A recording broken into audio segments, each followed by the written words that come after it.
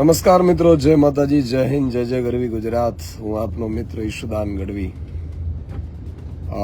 અત્યારે લાઈવ થવાનો જરૂર એટલે પડી છે કે શું લોકતંત્રની મજાક ઉડાવી છે ભાજપે.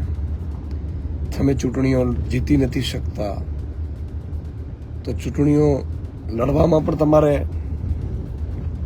નૈતિકતા ગુમાવી દેવાની છે.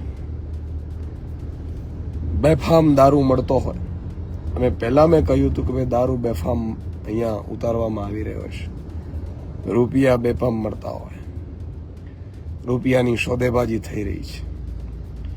અને મેં સાંભળ્યું છે અત્યારે કે દારૂમાં કાલે પોલીસમાં ફરિયાદ કરીને 100 નંબર ઉપર ફરિયાદ કરીને આમ આદમી પાર્ટીની ટીમે પોલીસને બોલાવી હતી કે અહીંયા દારૂ પડ્યો છે. કામ પોલીસનું હતું. દારૂ આવ્યો ક્યાંથી ખરેખર? તો દારૂ જ્યાંથી, મિત્રો ફટાફટ શેર કરજો બધા. આજે ભાજપના એક આકાશ સુધી ખબર પડવી જોઈએ કે તમારી આ પોલીસની ને તમારી આ દાદાગીરી છે ને, પોલીસને પણ કહેવા માંગુ છું કે એક નો હપ્તો જ્યાંથી લેતા હશો ને એની ડિટેલ કાઢીશો. મેં હાથો બની ગયા છો તમે. ચૂંટણી પંચ શું કરી રહ્યું છે? આજે સવાલ એ વાતનો છે કે તમે ચૂંટણી હારી રહ્યા છો એટલે પોલીસનો ઉપયોગ કરશો, અને પોલીસ પણ પોતાનું બંધારણ ભૂલી જશે. પોલીસ પોતે જે સત્તાની જે શપથ લીધા છે, શપથ એ ભૂલી જશે.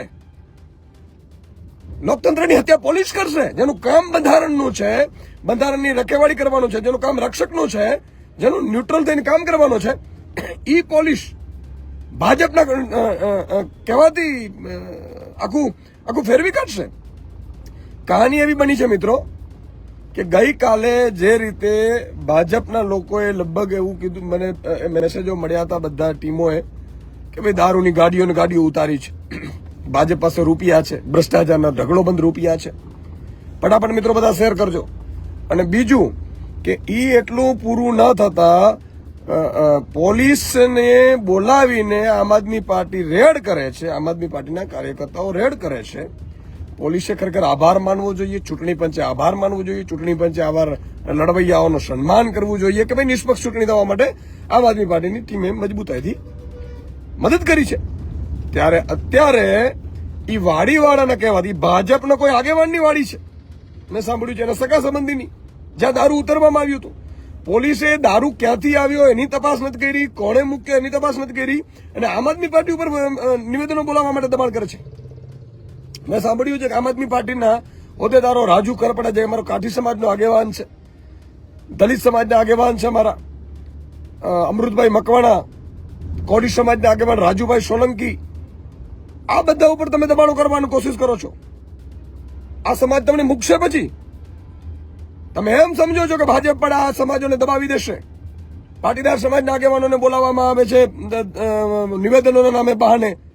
તમે શું સમજો છો? મારા ઉપર પણ આ જ જગ્યા ઉપર હુમલો કરવામાં આવ્યો હતો મિત્રો. હું એક ચારણ ગઢવી સમાજમાંથી આવું છું, ખેડૂત સમાજમાંથી આવું છું, માલધારી સમાજમાંથી આવું છું. લેરિયા ઉપર હુમલો કરવામાં આવ્યો હતો, હજી સુધી કોઈની ધરપકડ નથી કરવામાં આવી. ત્યારે મારે પોલીસ સ્ટેશનમાં રાત્રે રહેવું પડ્યું હતું, અને ત્યારે પોલીસે ફરિયાદ લીધી હતી. અને એમાં મેં સાંભળ્યું છે કે ભાજપના ઉમેદવારોના ક્યાંક કનેક્શન હશે. હું તમામ સમાજોને વિનંતી કરું છું કે આ લુખ્ખાઓ ગુંડાઓને ચૂંટતા નહીં, મહેરબાની કરીને. શું મતી રહ્યા છો તમે? આવી રીતે ચાલવાનું છે ભાજપનું દાદાગીરી. અને તમે જુઓ, રાજુ કરપડાને પોલીસની કાફલા ઉતર્યા છે એને પકડવા માટે, અમૃતભાઈ મકવાણાને. આ થઈ શું રહ્યું છે? ગોપાલભાઈ મજબૂતાઈથી તમને પ્રજાનો અવાજ ઉઠાવે છે, એટલે તમારે જે અવાજ ઉઠાવે એમ ડરાવવાની કોશિશ કરો છો. પણ ડરવાના નથી. પોલીસને પણ આજે ખબર પડશે કે આમ આદમી પાર્ટીનો એક આગેવાન ને કાર્યકર્તા શું ચીજ છે. અને તમારે જવાબ આપવો પડશે કે આ દારૂ આવ્યો ક્યાંથી. પોલીસે પણ, પોલીસની જવાબદારી છે.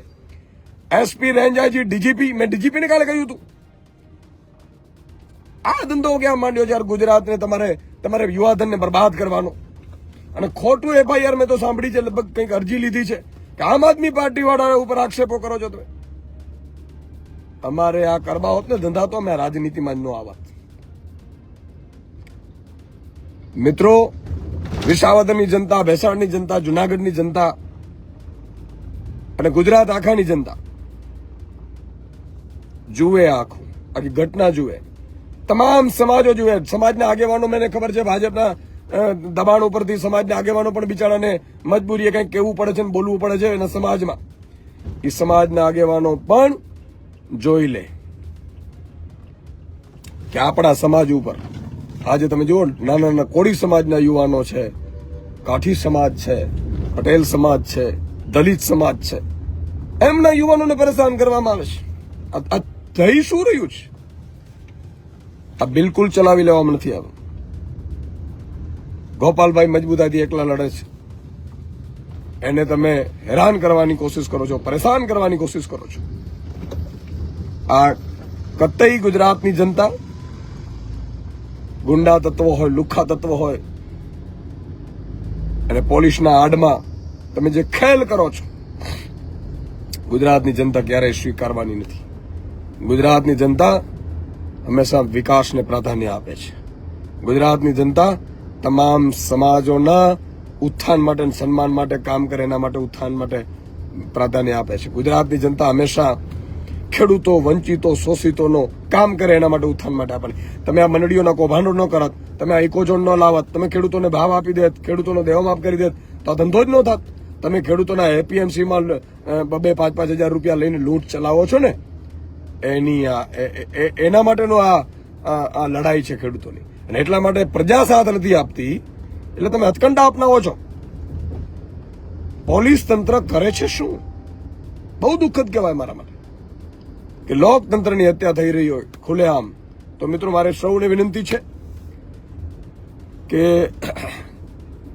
દરેક સમાજના યુવાનોને ખૂબ મજબૂતાઈથી જાગૃત થવાની છે. જય હિન્દ, જય જય